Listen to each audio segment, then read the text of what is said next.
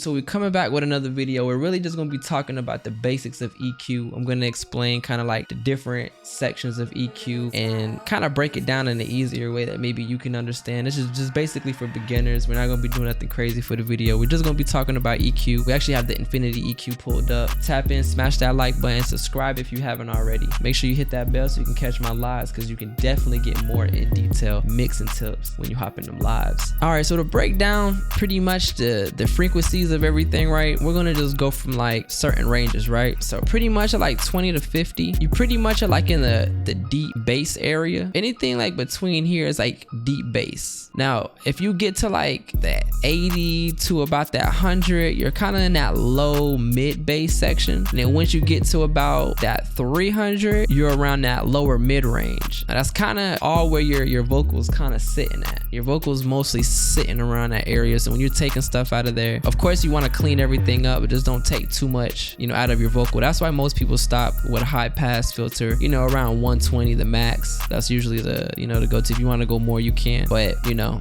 300, that's kind of more of the body of your vocal. You take too much out, it's just going to be flat. Now for say for like the 600 range, like around over here, now you're getting into like the middle mid-range section, all the way up to like 1.2k, right? Once you get to about like 1.2 to about 2.4, that's when you're going to be in the upper mid-range. And again, this is where it's going to kind of give your vocal more brightness, but not so bright, but you're going to give yourself a little bit more brightness, a little bit more oomph into that vocal. Now if you want to give yourself more presence, like more range, you're going to be wanting to go around 2.4 to about like 5k. This right here can give you some presence in the mix. Now if you're looking for high-end clarity, you want to think about hitting that 10k plus. Now you don't want to go, I'm gonna say, over like 15k. You go over like 15k, is going to be extremely bright. You can, if you know what you're doing, especially if you're like doing something like that or something. If you're doing something like that, then, you know, by all means do your thing, you know what I'm saying, if you know what you're doing or whatever. But you know, usually if someone would do something like that, they'll usually come around that 10k range anyway and just brighten everything up. So that's just a breakdown of the frequencies of a vocal, of when you're thinking about EQing. And when you want to subtract, think about those numbers when you're subtracting or even adding. You know what I'm saying? Like if you're adding around here, just know you're adding bass. You know what I'm saying? If you're taking from down out of here, know you're taking away the high end of the vocal. I hope I broke it down like very simple to the point where it's just like, think about it like that. Just think about you just taking away, you know, the presence of a vocal.